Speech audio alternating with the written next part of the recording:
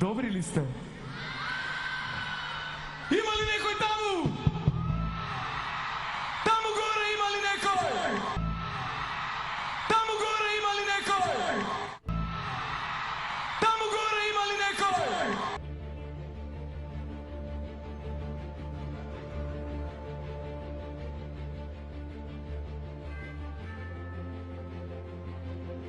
Ще празнуваме од најголемиот војвода на песната во нашето време.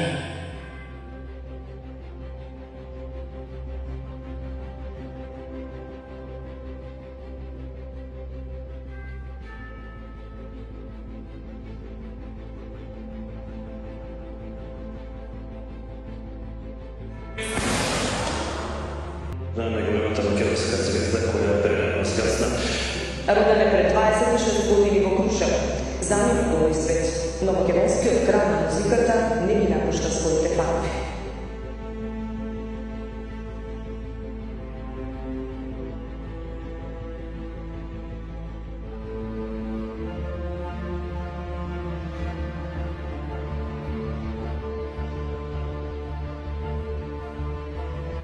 За какви работи се случува?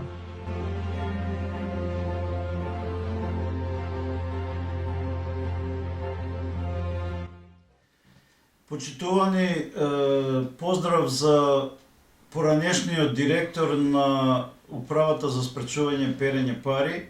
Сакам вечерва ексклузивно да поразговараме за еден предмет од бројните кои ги работеа тимски во 2006-2007 и понатаму додека не беше сменето таа функција вани, додека не беше растурена таа плодна екипа која истражи и поднесе многу материјали, многу податоци до јавното обвинителство за гонење на организиран криминал и корупција.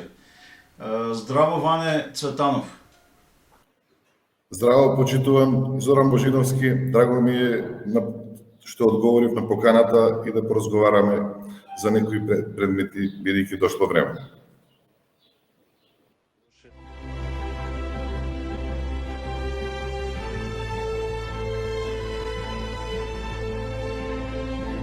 Тоше починал на самото место според хрватската полиција.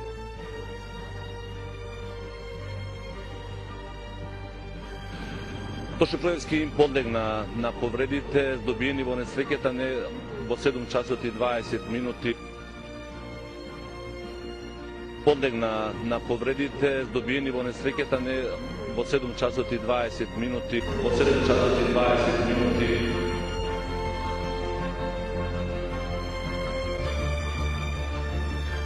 Видливоста на автопатот е оценета како добра, коловозот бил сув.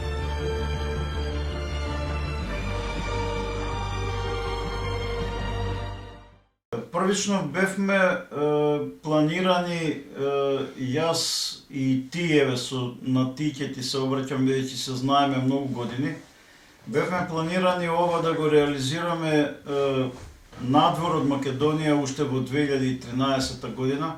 Бевме спречени поради процесуирање, тоест притворање и процесуирање во предметот шпион. Се работи за перење пари на име на естрадната звезда Тоше Проевски и податоците кои вие ги собравте како екипа од управата на која беше, на чие чело беше во тој период во 2006 година, конкретно перењето пари од страна на менаџерката Лилјана Петровиќ и продуцентот Ласто Николовски, собственици на Абарт продукција. Како екипа составена од повеќе истражители работевте на расчленување и расчистување на перење пари, конкретно 3,9 милиона евра од Абарт продукција, која беше во собственост на тетовската компанија Еколог на познатиот бизнисмен Љазим Дестани.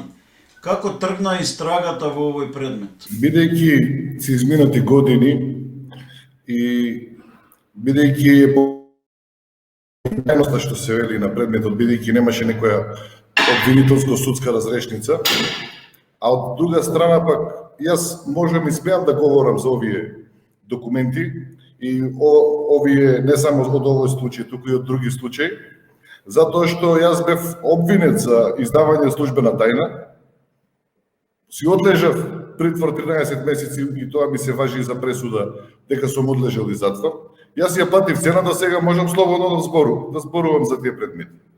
Претходно не можев да зборувам бидејќи подлежев под кривично дело. По однос на предметот за кој што отворивте тема, прво морам да кажам дека еве прв пат у јавност го кажувам. Жалното е што Тоше почина разочаран од Лилја и од тоа што она го направила, бидејќи согласно моите информации дека Тоше кога бил повикан во јавното обвинителство за овој случај, дека бил крајно не само што била разочаран, туку уништен од страна од она како можела Лилја да го вовлече во нешто што он самиот немал врска за целата таа работа.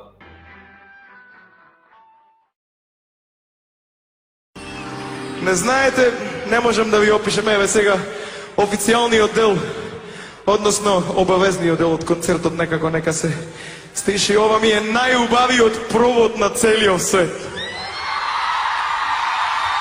Верувате ли дека овие концерти, пред кои морам да признам имам најмногу трема, домашните концерти, најмногу трема имам и најголема одговорност, верувате ли дека ми го продолжуваат животот така и така, и кога ќе ме прашаат зошто го правам ова, заради овие концерти и живеам и работам заради вас. И ја представувам Македонија онака како што знам. И тоа сакам да го доловам до гледачите, бидејќи сум ја поседувал оваа информација, не сум и бил во можност до сега да ја кажам. Во што конкретно бил вовлечен? Сега детали, јас сме одработили куп предмети, не можам да се сетам на такви прашања. Значи, од каква природа беше тоа перење на пари? Значи, првите индикатори за ризик стигнаа кога банката кореспондентна во Скопје испрати дојава до нас дека од банкомати од нивната банка се вадат огромни суми на пари секој ден. Пари кои што пристигаат од Кувејт. Позадината на парите не се знаеше и единствено чудното беше што дневно се вадеа по 100.000 евра. На различни банкомати, на различни картици, а исти лица. Ние тоа почнавме да го истражуваме, почнавме да прибираме податоци за лицата и пуштивме барање за информација и од Словенија по однос на продукцијата. Од кога го добивме барањето од Словенија се виде поточно поврзаноста на шемата, а типологијата на перење пари беше пари од предикативно кривично дело од дрога да се исперат у Македонија. Тоа беа сомненијата. Дека некои лица дури не знаеме ни за кого би работеле Ласто или Лиљана, за некој меѓународен играч. Ние на тоа имавме некакво сомнение, но управата е административен орган. Нема оперативни надлежности да прибира купишта докази и ние очекувавме сето ова да го разјасни обвинителството, бидејќи обвинителството ги има сите законски надлежности, бара од другите институции да постапат за еден предмет, за да се дознае вистината. Ние го предадовме предмет обвинителството, а обвинителството застана. И мене не ми е јасно од кои причини до ден денеска не се расчисти со тој случај. Дали имавте конкретно вие како директори и вашите вработени во управата за спречување перење пари, дали имавте некаков контакт со Лиљана Петровиќ и Власто Николовски? Дали се слушнавте макар еднаш со Тоше Проески или тој дозна дури откако предметот ви беше предаден во декември 2006 година во јавното обвинителство за гонење на организиран криминал и корупција?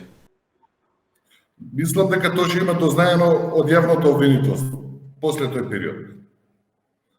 Веројатно како биле и повикани во обвинителството, немам сигурни докази за тоа, но имам информации првични од одредени луѓе. Но не можам да тврдам, кажувам, не тврдам. Знам дека твоите родители се традиционални, знам дека веруваат во Бога исто и ти. Од првиот ден кога сум те запознала. И секогаш велиш, например, кога најаваш концерт или албум или гостување, со Господ напред ќе биде добро. Влезе во овој матен свет на шоу-бизнисот. Тука си веќе 10 години. Дали се уште веруваш во Бога и дали се уште живееш по принципите како порано? Се трудам да живеам по неговите принципи, а дефинитивно светот на шоу-бизнисот е многу матен. Тоа можам да го заклучам последниве неколку месеци исклучително. Ке се потрудам да издржам, да го издржам сето тоа темпо, додека имам сила и снага.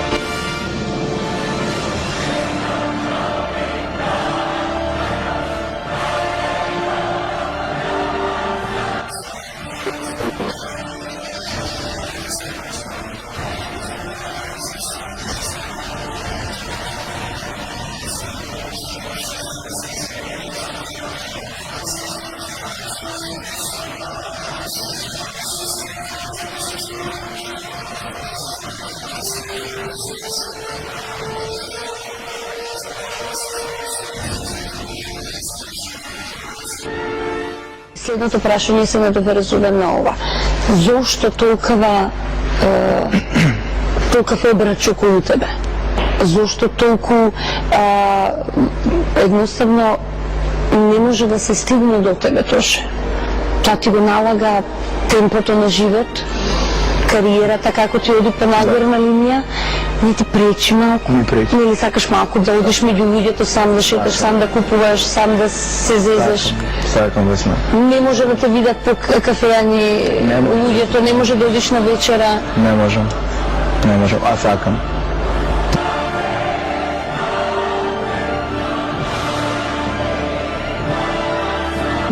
Не сакаш малку да се тргнеш настрани и да...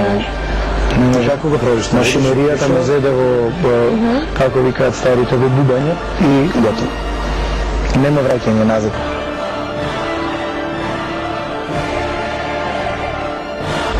Сум далеку од работите кои ми се препишуваат по весници, посебно по последно време и од дел новинарите.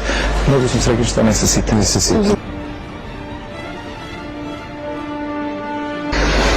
Бебе, знаеш колку те сакам. Злато, да ми се чуваш.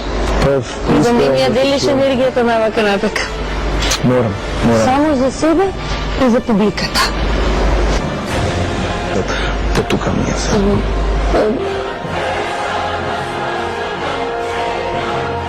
По ваша информација, зошто не заврши предметот со кривична пријава против Лилјана Петровиќ и Ласто Николовски? По тука ми е се. По тука ми е се. Искрено не знам од каде доаѓа толковата политичка моќ за да можат да реагираат, пошто за овој случај имаше дознаено и поранешниот премиер Никола Груевски со се братучет му Сашо Мијалков. Без нивна согласност не можело биле да прелета што велеа. Така да тие веројатно и се најголеми иматели на информации по однос на и на случајот и по однос на несреќата, бидејќи беа на место каде што се приливаат по закон купишта информација, дополнително па и што си слушале. Има ли некој таму? Таму горе има ли некој?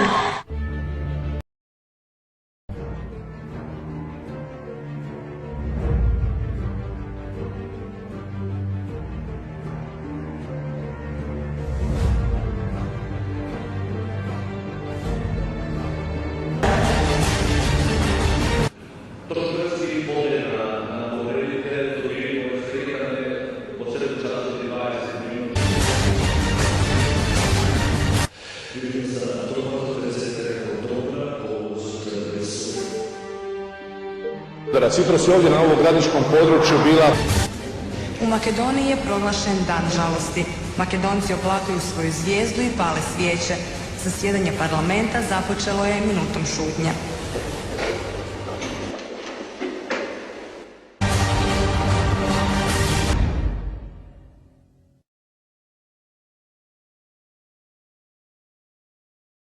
Помеѓу денот на поднесувањето на предметот од ваша страна како управа до јавното обвинителство за гонење на организиран криминал и корупција во декември 2006 и сообраќајната несреќа кај Градишка помина повеќе од 10 месеци.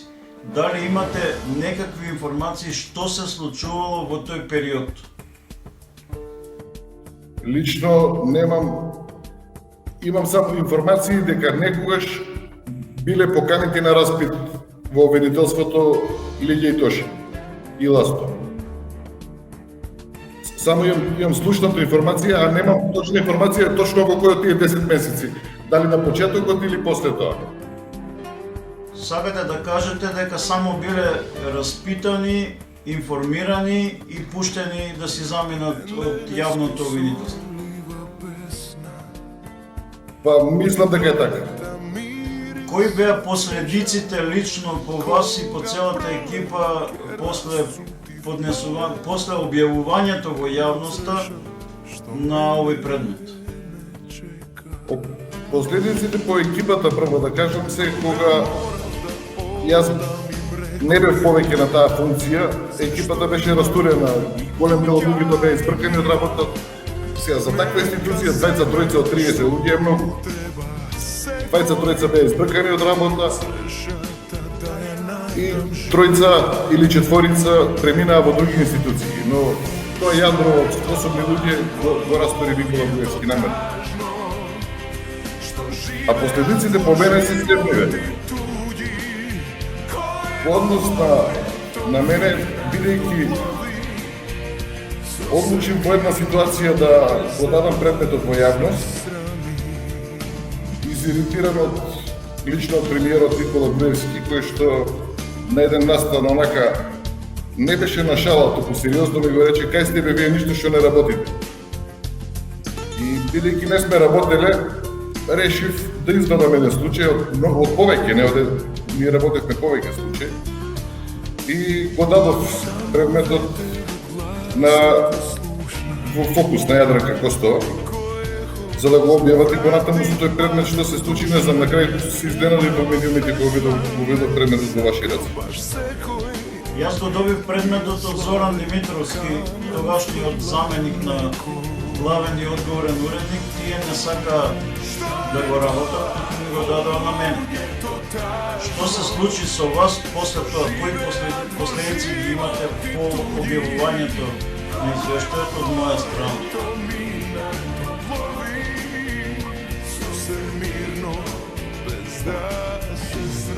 После објавувањето, неколку дена после излегувањето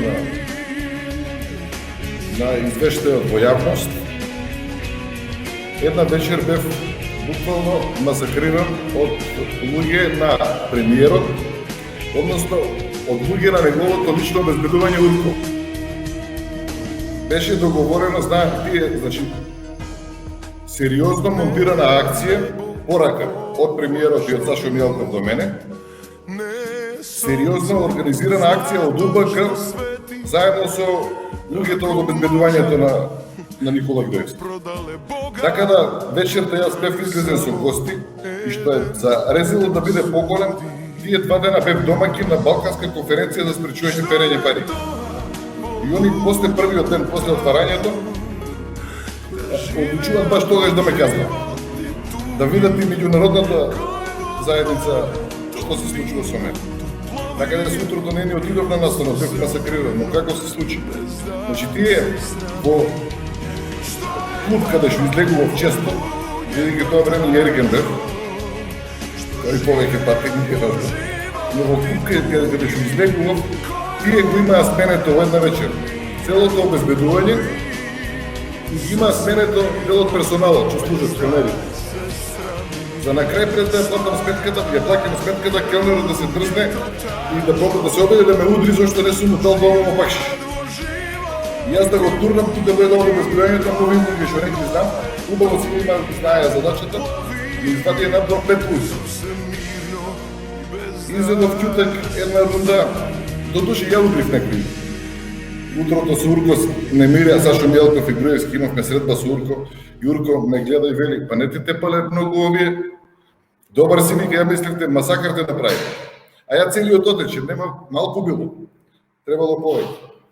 И така да ми извади на двор 5 луѓе, една тура аудирање, втора тура аудирање, избегав према Жена парк, таму ме сопнаа, паднав, добив една серија ритање и тргнав на градска болница за да бидејќи имав хематоми, имав подуеници, имав мислам и пукната аркада. И пред Жена парк се јавив да дојде мој адвокат и кога запнав утрото да пријавувам до сите медиуми дека сум тепан, да излезам на пресконференција. Убедување адвокатот, па дојдоа луѓе со фантомки од специјална, за да ме смируваат, за да не објавувам. И утрото се балише Груевски јавување, Сашо Мјелков, смирија топката ќе биде и така не излегов на пресконференција за цела јавност да види како државниот систем и обезбедувањето на премиерот од честа управа третираат висок владен функционер кој што е домаќин на директори од 7 други држави. Во тој период, наместо да покажеме стабилност и државност, они прават карикатура од државата. Тоа е еден од многуте примери. Ваня, ти благодарам за ова искрено искажување. Сакам уште на крајот пред да те поздравам македонската и балканската јавност да ја запознавам дека јас и ти се договаравме во септември 2013 година да дојдеш во Белград, да одржиме пресконференција во Меѓународен прес-центар, но бевме спречени затоа што ти беше уапсен во Скопје во случај шпион, а јас бев ставен на црвена меѓународна потерница.